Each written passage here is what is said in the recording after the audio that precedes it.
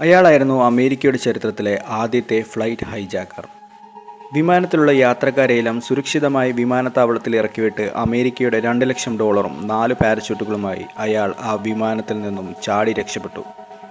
പിന്നീട് അങ്ങോട്ട് ആ വിമാനത്തിൽ ഉണ്ടായിരുന്നവരുടെ ആരാധനാ പുരുഷനായി അയാൾ മാറുകയും എല്ലാ വർഷവും ഇതേ ദിവസവും ആ വിമാനത്തിൽ ഉണ്ടായിരുന്നവർ ആ ഹൈജാക്കറുടെ പേരിൽ പാർട്ടി നടത്തുകയും ചിയേഴ്സ് പറയുകയും എല്ലാം ചെയ്തിരുന്നു. നീണ്ട 40 വർഷം FBI ഉറക്കം കെടുത്തിയ DB കൂപ്പറിനെ പറ്റിയാണ് ഞാനിവിടെ പറയാൻ പോകുന്നത്. 1971 നവംബർ 24 ഒരു സായാഹ്നം ബോയിങ് 727 എന്ന വിമാനം ടേക്ക് ഓഫിനായി തയ്യാറെടുക്കുന്നു. സിയാറ്റിലിൽ നിന്നും പോർട്ട്ലൻഡിലേക്ക് യാത്ര ചെയ്യാനായി DB കൂപ്പർ എന്നയാൾ കൗണ്ടറിൽ നിന്നും ടിക്കറ്റ് വാങ്ങുന്നു. അതൊരു ഡൊമസ്റ്റിക് ഫ്ലൈറ്റ് ആയിരുന്നതുകൊണ്ട് വലിയ രീതിയിലുള്ള പരിശോധനകൾ ഒന്നും തന്നെ അന്നത്തെ കാലത്ത് ഉണ്ടായിരുന്നില്ല. കാഴ്ചയിൽ 40 വയസ്സിനടുത്ത് പ്രായം തോന്നിക്കുന്ന DB കൂപ്പർ സ്യൂട്ടും കറുത്ത കണ്ണടയും ഒക്കെ ധരിച്ച് കയ്യിലൊരു പെട്ടിയുമായിരുന്നു വിമാനത്തിലേക്ക് കയറിയത്.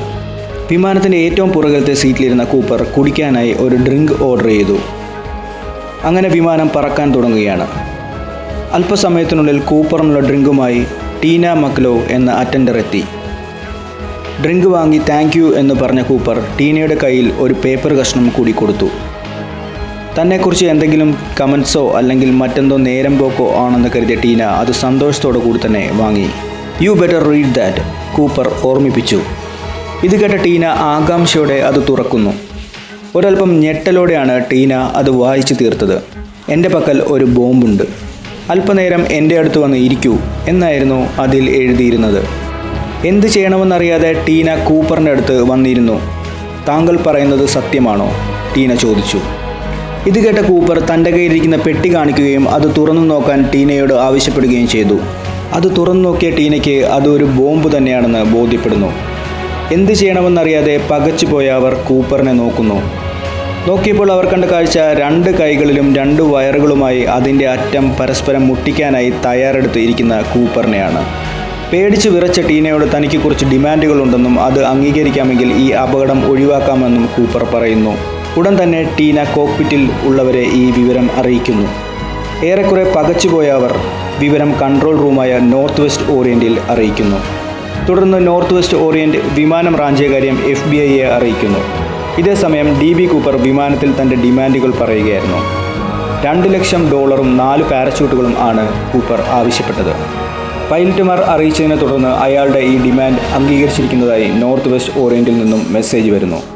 തുടർന്ന് സിയാറ്റലിലെ ഒരു ബാങ്കിൽ നിന്നും പണം ശേഖരിച്ച FBI ഉദ്യോഗസ്ഥർ കൂപ്പർ പറഞ്ഞതനുസരിച്ച് അതൊരു ചാക്കിൽ കെട്ടി അടുത്ത വിമാനത്താവളത്തിൽ നിലയുറപ്പിച്ചു.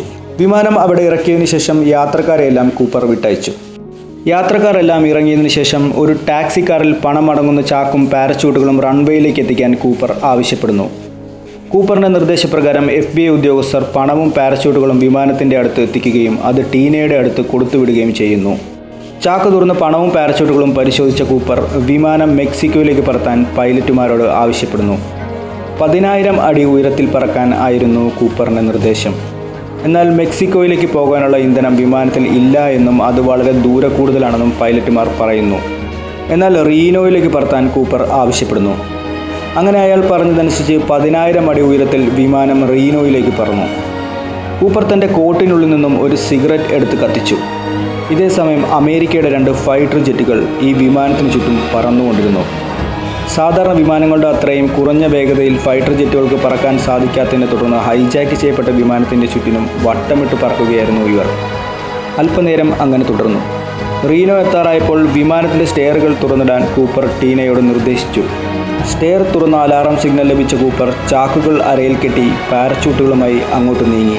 കണ്ണെടുക്കാതെ നോക്കുന്ന ടീന 2 മിനിറ്റ് സ്റ്റെയറിൻ്റെ അടുത്ത് താഴേക്ക് നോക്കി നിൽക്കുന്ന കൂപ്പറിനെയാണ് കണ്ടത്. കറക്കം പൂർത്തിയാക്കി അമേരിക്കയുടെ ഫൈറ്റർ ജെറ്റുകൾ വരുന്നതിന് മുമ്പേ ആ തണുത്ത രാത്രിയിലെ കൂരിരുട്ടിൽ മേഘങ്ങളുടെ ഇടയിലേക്ക് അരയിൽ കെട്ടിയ പണവും പാരച്യൂട്ടുകളുമായി അയാൾ ചാടി മറഞ്ഞു. തുടർന്നുള്ള കേസന്വേഷണങ്ങളിൽ കൂപ്പർ ജീവനോടെ ഉണ്ടെന്നുള്ള തെളിവുകൾ പോലീസിന് ലഭിക്കുന്നു. എന്നാൽ FBI എത്ര കിണഞ്ഞു പരിശ്രമിച്ചിട്ടും കൂപ്പറിനെ പിടിക്കാൻ സാധിച്ചിരുന്നില്ല.